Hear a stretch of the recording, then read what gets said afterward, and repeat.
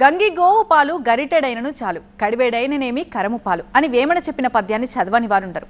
అయితే కాలం మారింది. గోవు పాల కన్నా ఇప్పుడు గాడిద పాలకే విలువ ఎక్కువైపోయింది. గాడిద పాల వ్యాపారం కోసం లక్షల్లో జీతం వచ్చే ఉద్యోగాన్ని సైతం వదులుకున్న వారు ఉన్నారని కూడా వింటున్నాం. గాడిద పాలకున్న డిమాండ్ బాగా పాపులర్ కావడంతో అనంతపురం జిల్లాకు చెందిన ఓ అడ్డగాడిద ఊరిలో ఐడియా పుట్టింది. అంతే, కోట్లు సంపాదించి వన్ ఫైన్ డే జంప్ అయిపోయాడు. మోసపోయినోళ్లు పోలీస్ స్టేషన్ చుట్టూ తిరుగుతున్నారు. గాడిద పాల వ్యాపారం పేరుతో కర్ణాటక రైతులను నిండా ముంచాడు ఏపీకి చెందిన ఓ ప్రబుద్ధుడు. సుమారు 200 మంది రైతుల నుంచి ఏకంగా 9 కోట్లు వసూలు చేశాడు. సమయం చూసి ఎస్కేప్ అయ్యాడు. గాడిద పాల వ్యాపారం పక్కన పెడితే లక్షలు పోసుకొన్న గాడిదలను ఏం చేసుకోవాలో దిక్కుతోచని స్థితిలో పడ్డారు బాధితులు. తాము నిండా మోసపోయామని తెలుసుకొని లబోదిబోమంటున్నారు.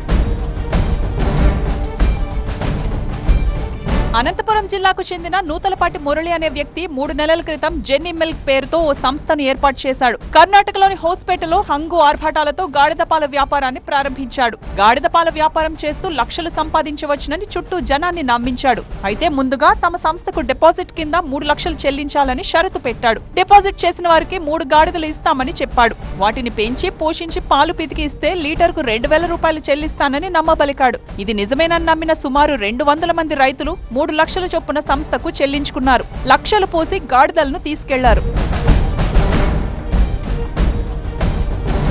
లక్షలు పోసుకొన్న గాడిదలను బాగా మేపిన వాటి యజమానులు గాడిద పాలను కొనమని జెన్నీ మిల్క్ సంస్థను కోరటం మొదలుపెట్టారు.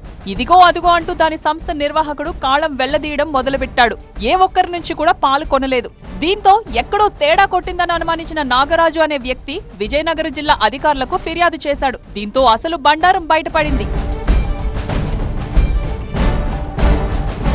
అధికారులు జరిపిన తనిఖీలో గాడిద పాల వ్యాపారానికి ఎలాంటి అనుమతులు లేవని తెలిసి జెన్నీ మిల్క్ సంస్థ కార్యాలయాన్ని సీజ్ చేసేశారు. 3 ఆడగాడిదలు 3 మగ గాడిదలను ఒక యూనిట్ గా పేర్కొన్నాడని, చాలా మంది 1 కంటే ఎక్కువ యూనిట్లు కొన్నట్లు అధికారుల విచారణలో వెల్లడైంది. గాడిద పాలు ఆరోగ్యానికి ఎంతో మేలు చేస్తాయని, ఎలాంటి రోగాన్నైనా నయం చేస్తాయని, ముఖ్యంగా పిల్లలు, ఆస్తమా బాధితులకు ఔషధంగా గాడిద పాలను ఉపయోగిస్తారని జెన్నీ మిల్క్ సంస్థ మాయమాటలు ఎన్నో చెప్పింది. అంతేకాకుండా సబ్బులు, క్రీమ్స్లు తదితర వస్తువుల తయారీలో కూడా గాడిద పాలను వినియోగిస్తారని నమ్మించినట్లు తెలిసింది. 20 నుంచి 30 వేల ధర కూడా పలకని జత గాడిదలను 1 లక్ష రూపాయలు కంటగట్టడని తెలుసుకున్న బాధితులు లబోదిబోమంటున్నారు. ప్రభుత్వం నుండి ఎలాంటి అనుమతులు లేనందువల్ల మున్సిపాలిటీ పర్మిషన్ కూడా లేకపోవడంతో జెన్నీ మిల్క్ సంస్థను సీజ్ చేశామని హోస్పేట్ మున్సిపల్ కమిషనర్ చెన్నప్ప చెప్పారు.